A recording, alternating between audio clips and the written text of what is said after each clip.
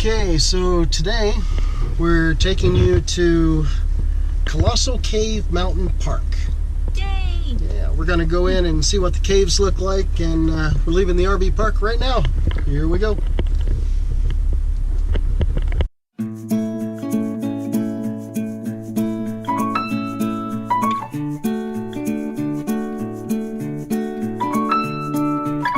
See who's boondocking today at the corner of Ajo Way and San Joaquin Road. This is that boondocking area I showed you guys a couple of videos ago, I think it was. Still got quite a few boondockers out there, even on a Tuesday.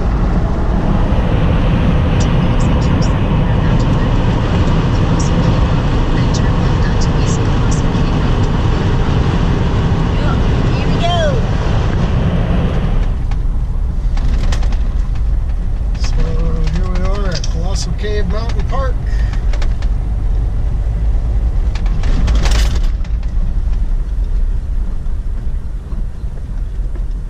Turn left.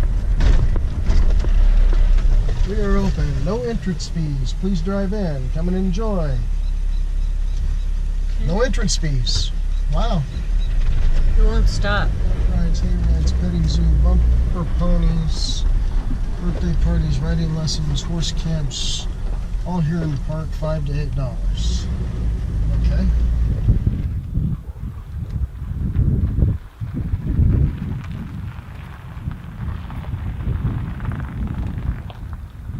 So this is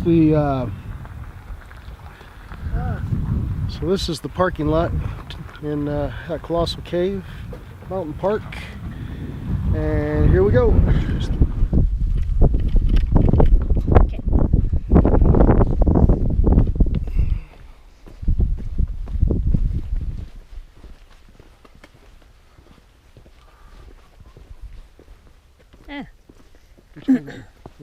Wait, it's this way? Because that's the ramp. They're doing a lot of construction. Yeah, they sure are.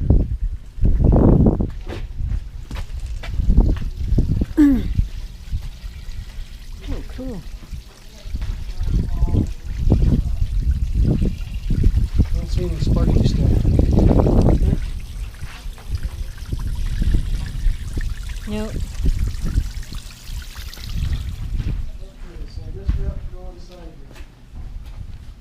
Okay. Ooh, beer. You brought the book, right? Yep. Wow. I need to get that, then I did the Get cave emergency phone. Give me one moment, please. As we go down, just kind of watch your steps. We're going to be on this flagstone pavement throughout. It was put in the 1930s, so it's fairly old. So just kind of watch your step. We do have handrails throughout the cave, so just kind of make use of those as you need them. Now, our big rule for the cave's protection is that you do not touch any rock formations. These oils and salts in our hands actually damage and stain those, so I'll talk to you about a little bit more about that as we get further in. Just to kind of give you an idea, see what our hands are doing to it. There is one spot we do allow you to touch, so get it out of your systems there. This time of year, we don't have any bats in our cave. The cold weather's kind of caused them to either go migrate to chase their food or to go hibernate. So we don't have any bats here in our cave, but on the rare chance that we might see them, please do not freak out. Our bats are about yay big, and if you startle them, they might pee on you. So it's just kind of the deterrent I usually tell people. The only thing you're allowed to bring in food and drink wise, which really doesn't apply to you guys because you don't have anything, is bottled water, but just to get that out of the way. If at any point during the tour you need to leave, if you find out you're scared of the dark or claustrophobic, it happens more often than you'd think, just let me know and we'll have somebody come escort you out. But without any further ado, we're going to scoot on down in here and go explore the cave. So watch your heads coming in here. We got our first handrail on the right. Okay. Yeah. Stay back a little bit so you can see. Visualize that one just so that it's back. Okay. So you want to come this way just a little bit, won't go down yet. Gotta hold this. That's this way better. on the step. It's warmer in here. Yeah. Oh, All right, nice. so of course, again, if you do notice, it is warmer. It stays 70 degrees in the cave year round. Right now, we're sitting at about 50% humidity. So once we get away from this entrance where that cold air is coming in, it will cool.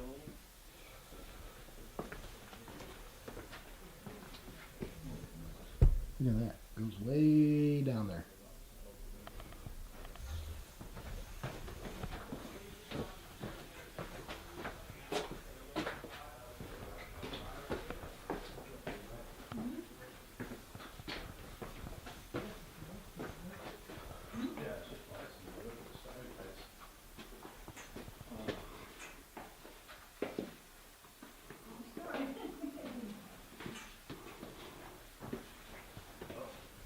And I'll let you guys come on. You guys know you're fine. So where you guys going? Down the stairs here and then they'll get by us.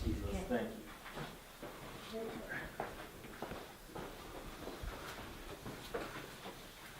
All right, then you're gonna come right back up here. Just want to talk to the chair. Let's get out past us right quick. All right, guys, if you want to come back up this way, we're gonna talk about this room past for a second. So this area here is known as the Crystal Forest. This is where we're going to talk about the majority of our cave formations here.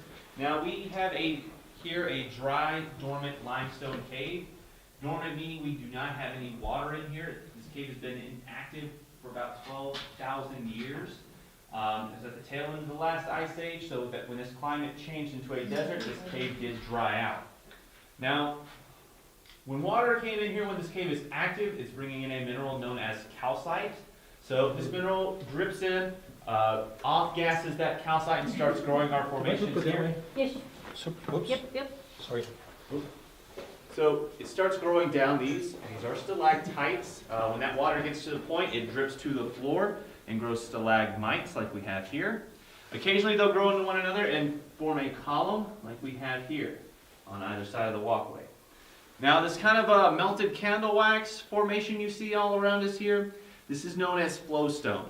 When the cave is active, water is actually flowing in through big holes in the cave, depositing that water, because water is actually flowing over these formations in a sheet. You get this kind of ripple texture here. Of course, water is still dripping from the top, so you get these little small stalagmites kind of peeking out.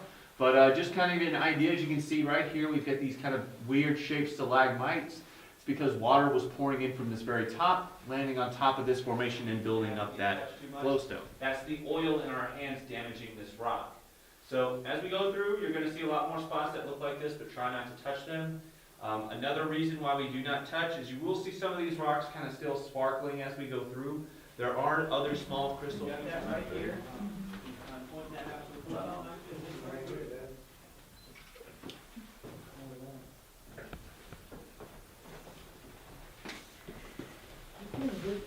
Hey? Yeah.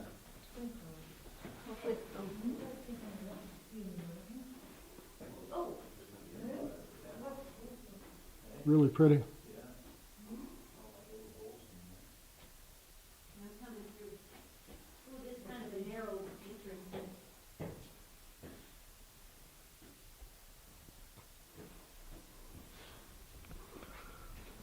I'll watch my head, don't flip it on that right there.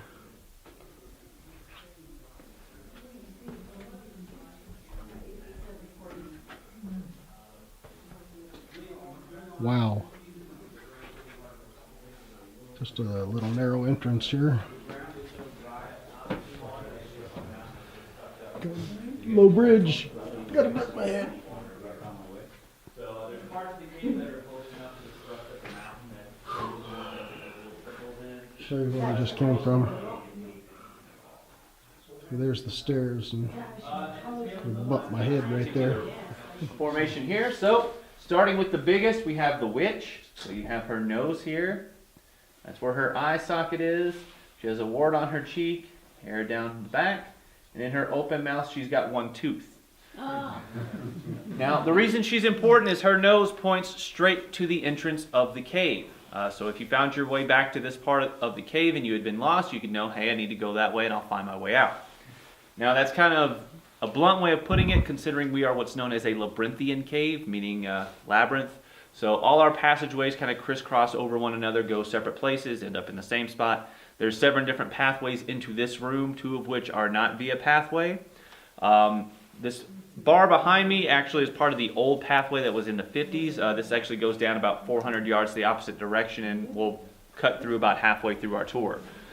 So it's kind of not an easy way of saying just go that way and you'll find your way out, because you might find your way on the opposite end of the cave if you're not careful.